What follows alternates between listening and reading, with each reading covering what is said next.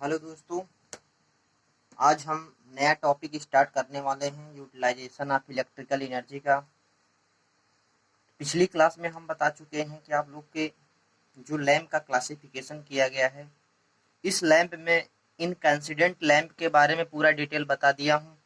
इनकैंसिडेंट lamp में जो classification हुआ है, इसमें कार्बन फिलामेंट लैंप और दूसरा जो है tungsten filament lamp. Tungsten filament lamp में मैंने दो प्रकार से बताया था कि इसमें जब वैक्यूम रहता है और दूसरा जो है जब गैस फिलअप हो जाता है तो उस प्रकार से कैसा होता है। अब इनकंसिडेंट लैंप में एक नया लैंप आ जाता है, हाइलोजन लैंप। तो हाइलोजन लैंप की जो प्रॉपर्टी है इसके बारे में समझेंगे।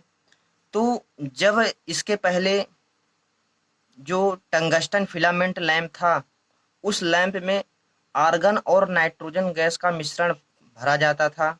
तो उसमें क्या था, थोड़ा परफॉर्मेंस में बदलाव हुआ। उस बदलाव के अनुसार थोड़ा जो हाइलोजन लैंप है, इसी का थोड़ा सा परिवर्तित बदला हुआ रूप है। तो इसमें क्या हुआ कि उसी से थोड़ा सा जब बदलाव किया गया तो इस हाइलोजन लैंप में भी इसकी दक्षता में बहुत इंक्रीज हुआ। लगभग 50% इसकी दक्षता में इंक्रीज हो गया।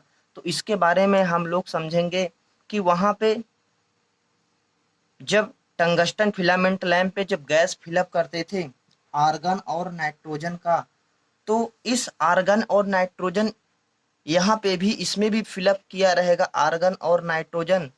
और इसके साथ साथ हम हाइलोजन गैस का भी यूज करते हैं। तो इसमें आर्गन और नाइट्रोजन गैस के साथ साथ हाइलोजन का भी जब यूज कर देते हैं, हाइलोजन फैमिली परिवार के सदस्य जैसे ब्रोमीन हो गया, आयोडीन हो गया, क्लोरीन इत्यादि गैसें, जब इन सब गैसों का थोड़ा सा मिश्रण करके argon plus nitrogen plus halogen family के जो तत्व हैं, हाइलोजन फैमिली के जो तत्व हैं उनका भी मिश्रण कर देते हैं। तो इसलिए इसका नाम जो लैंप का दिया गया है, हाइलोजन लैंप दिया गया है। क्योंकि इसमें आर्गन और नाइट्रोजन के साथ में हाइलोजन फैमिली के तत्व के कुछ मात्रा में गैसेस क्या कर दिया जाता है, फिलअप कर दिया जाता है। तो इस फिलअप होने के कारण इसका परफॉर्मेंस में थोड़ा बदलाव हुआ।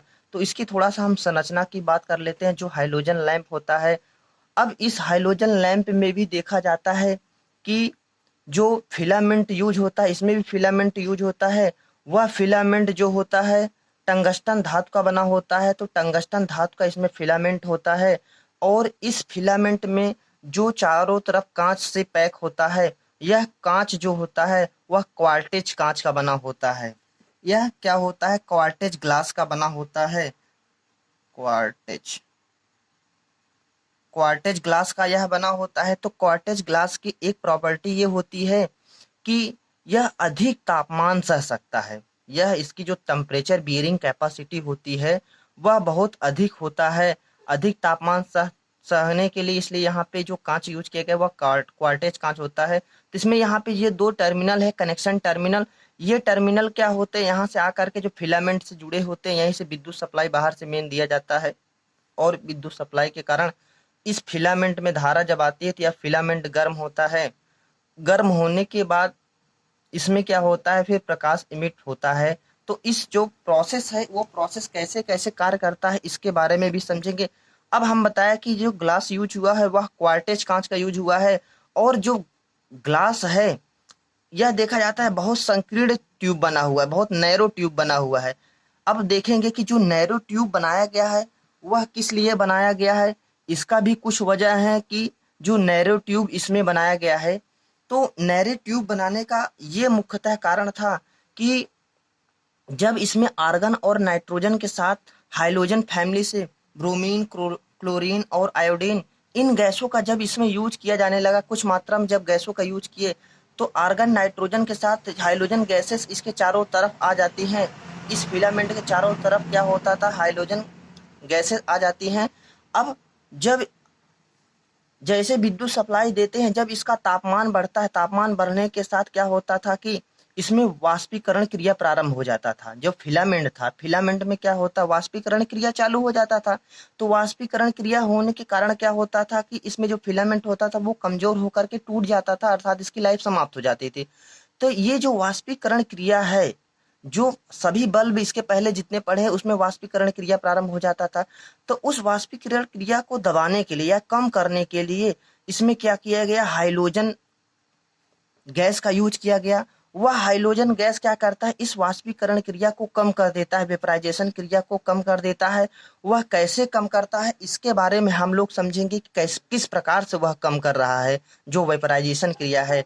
अब क्या है, जैसे विद्युत सप्लाई जब यहाँ से टर्मिनल के द्वारा इस फिलामेंट में सप्लाई आया, अब ये सप्लाई आने के बाद जब इसका तापमान बढ़ता है, जब तापमान बढ़ेगा तो इस टंगस्टन में जो वाष्प होते हैं, ये टंगस्टन का जो वाष्प होगा, वाष्प होकर के वो फैलेगा।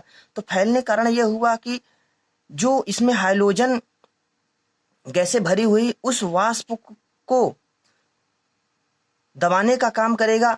वाष्प को दबाने का मुख्यतः ये कारण होता है कि जैसे थोड़ा सा वाष्प, जब यह तापमान बढ़ता है, तापमान के कारण इस टंगस्टन का जो वेपराइजेशन क्रिया प्रारंभ वाष्प हुआ, तो वाष्प होने के साथ साथ जब तापमान घटता है तो जो वो हाइड्रोजन गैसें हैं, वो हाइड्रोजन गैस आकर के फिर इसी फिलामेंट पे आकर के बैठ जाती हैं। अर्थात जो वाष्प बना हुआ था टंगस्टन का, वह टंगस्टन का वाष्प क्या होता है, इसी फिलामेंट पे पुनः बैठ जाती हैं। तो यह प्रक्रिया चलने के कारण इस फिलामेंट की लाइफ बहुत ज़्यादा बढ़ गई। इसके वजह से क्या हुआ, इसका लाइफ जो है ज़्यादा बढ़ गया। अर्थात जब सप्लाई आती है, तापमान बढ़ता है, तो वाष्पीकरण क्रिया प्रारंभ होती है। वाष्प के साथ साथ क्या होता है, जो हाइड्रोजन गैसें भरी हुआ हाइड्रोजन गैस थोड़ा सा इस फिलामेंट से दूर जाती हैं। और इसके बाद जैसे तापमान अगर घटता है, फिर उसके बाद जो टंगस्टन के वाष्प बने हुए थे पुनः आकर के इसी फिलामेंट पे बैठ जाते हैं। जब पुनः फिलामेंट पे बैठ जाते, इसके कारण इसकी लाइफ बढ़ गई। और यही चीज है कि देखो, क्वार्टे जो ग्लास है यहाँ पे नैरो बनाया गया है, अर्थात नैरो इसलिए बनाया गया है कि जो टंगस्टन के वाष्प है, वह वाष्प क्या है, ज्यादा दूरी तक न जाए, ज्यादा दूरी तक न फैले। तो इस कारण क्या हो कि जब तापमान कम हो, तुरंत फिर हाइड्रोजन के साथ गैस आकर के इसी फिलामेंट पे बैठ जाए वाष्प। तो जिससे कारण क्या होता, इस फिलामेंट की लाइफ भी बढ़ गई। और यह हमारा क्या है, क्वार्टेज ग्लास बीच में नैरो या संकीर्ण बनाया गया है। अर्थात इसकी लाइफ को बढ़ाने के लिए जो वाष्प बन रहे हैं, वह वाष्प पुनः आकर के इसी फिलामेंट में बैठ जाए। ये प्रक्रिया होती है हाइड्रोजन लैंप की। अब इसमें आर्गन नाइट्रोजन के साथ जो हाइड्रोजन गैस यूज कर दिया गया, इसीलिए इसका नाम पड़ गया हाइड्रोजन लैंप। अब इस लैंप की कुछ प्रॉपर्टी के बारे में हम लोग समझेंगे कि इसकी जो प्रॉपर्टी है। अब इसकी हम दक्षता की बात करते हैं तो पहले जिसमें कार्बन फिलामेंट लैंप में जब गैस भरा हुआ तो उसकी दक्षता बहुत ज़्यादा से 10 से 20 ल्यूमेन था। लेकिन यहाँ पे जब आर्गन नाइट्रोजन के साथ में जब हाइड्रोजन गैस में क्या था, आयोडीन, ब्रोमीन, क्लोरीन, ये सब क्या है, हाइड्रोजन फैमिली के तत्व है। जैसे आयोडीन हो गया, आयोडीन, ब्रोमीन हो गए, क्लोरीन।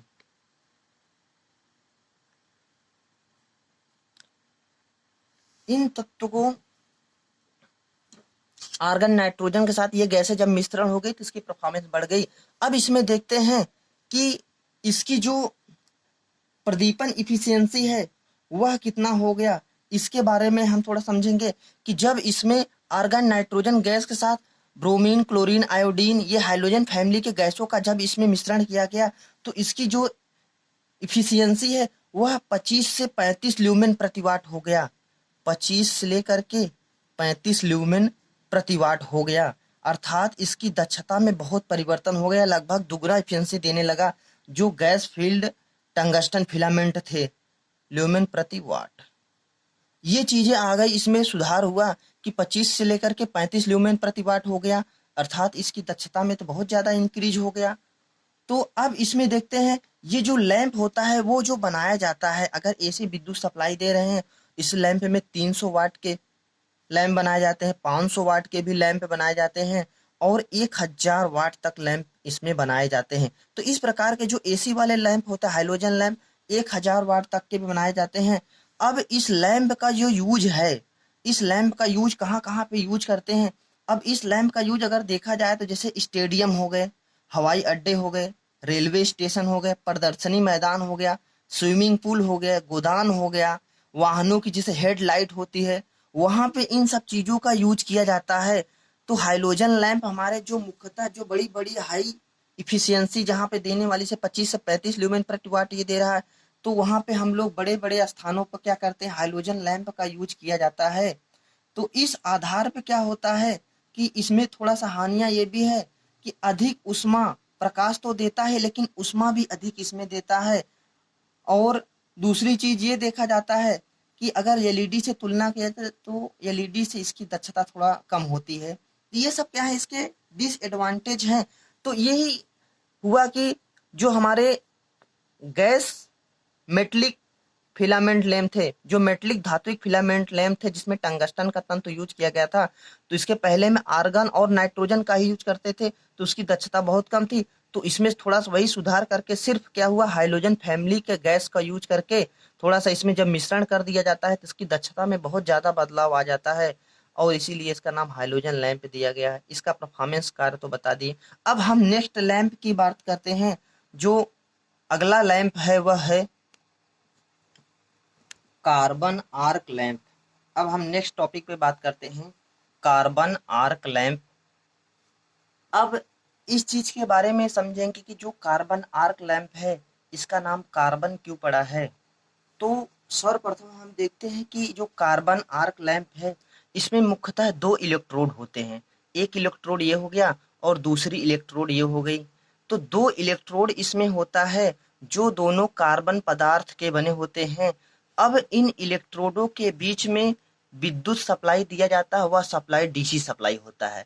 तो डीसी सप्लाई के माध्यम से इसमें आर्क को उत्पन्न कराया जाता है, और वही आर्क से और इलेक्ट्रोड के माध्यम से जो प्रकाश निकलेगा उस प्रकाश को यूटिलाइज किया जाता है किसी वर्क के लिए। तो ये जो प्रोसेस होता है वो कार्बन आर्क लैंप होता है। तो इसके बारे में हम थोड़ा सा समझेंगे कि इसकी जो संरचना है वह कैसी होती है। अब इस संरचना में देखेंगे कि जो कार्बन आर्क लैंप है इसमें दो इलेक्ट्रोड होते हैं। मुख्यतः जो कार्बन पदार्थ के बने होते हैं, जैसे इलेक्ट्रोड ये फर्स्ट हो गया, इलेक्ट्रोड ये सेकंड हो गया। अर्थात एक इलेक्ट्रोड इसमें पॉजिटिव की भांति काम करता है और जो दूसरा इलेक्ट्रोड होता है वह नेगेटिव की भांति काम करता है, क्योंकि इसमें डीसी पावर सप्लाई दिया जाएगा।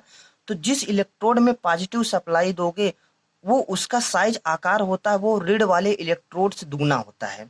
इसमें क्या होता है कि जो डीसी पावर सप्लाई देंगे, जो धन वाला इलेक्ट्रोड होगा उसकी साइज क्या होगी, ऋण वाले इलेक्ट्रोड से दुगना होता है। अब दोनों इलेक्ट्रोडों के बीच में हम 1.5 mm से 6 mm के बीच में एयर गैप रखते हैं। कितना रखेंगे, यहाँ पे जो एयर गैप होगा, ये मान लो एयर गैप, अगर एयर गैप की बात करते हैं तो 1.5 mm से 6 mm, ठीक है। एयर गैप क्या करेंगे, एयर गैप रखेंगे दो इलेक्ट्रोडों के मध्य में 1.5 mm से 6 mm के बीच में एयर गैप रखा जाता है, और इन इलेक्ट्रोडों के में डीसी पावर सप्लाई देंगे, और वो जो डीसी पावर सप्लाई दिया जाएगा वह 40 वोल्ट से 60 वोल्ट डीसी होता है। कितना सप्लाई देंगे इसमें, 40 वोल्ट से 60 वोल्ट डीसी दिया जाता है। और जो धन वाला इलेक्ट्रोड होगा उसके सीरीज में एक रेजिस्टेंस ऐड किया जाता है, और उस रेजिस्टेंस को हम बेलास्ट कहते हैं। क्या कहते हैं, बेलास्ट कहा जाता है। और यह जो रेजिस्टेंस श्रेणी क्रम में यूज किया जाएगा, यही रेजिस्टेंस का नाम जो रखा गया है यहाँ पे बेलास्ट रखा गया है। अब हम बात करते हैं कि जब इसमें डीसी पावर सप्लाई देंगे तो वह कैसे कैसे काम करता है, इन सब चीजों के बारे में समझेंगे हम। अब होता यह है कि अब इसमें देखो एक चीज, ये परावर्तक सतह भी लगाया गया है, अर्थात जो प्रकाश निकले आर्क के माध्यम से वह प्रकाश क्या हो, एक रिफ्लेक्ट होकर के एक ही दिशा में जाए। अब इनके बारे में ये समझा जाता है कि जब 40 से 60 वोल्ट जैसे डीसी पावर सप्लाई दोगे, अब इस डीसी पावर सप्लाई देने पर यदि इनके बीच एयर गैप 1.5 mm से 6 mm के बीच एयर गैप रखा जाता है तो इन दोनों के इलेक्ट्रोडों के मध्य एक आर्क उत्पन्न होना चालू हो जाता है। जब यह आर्क उत्पन्न होता है तो इस आर्क के कारण, जब इसमें आर्क का मेन योगदान किस किस इलेक्ट्रोड का ज्यादा होता है इसके बारे में थोड़ा समझ लेते हैं।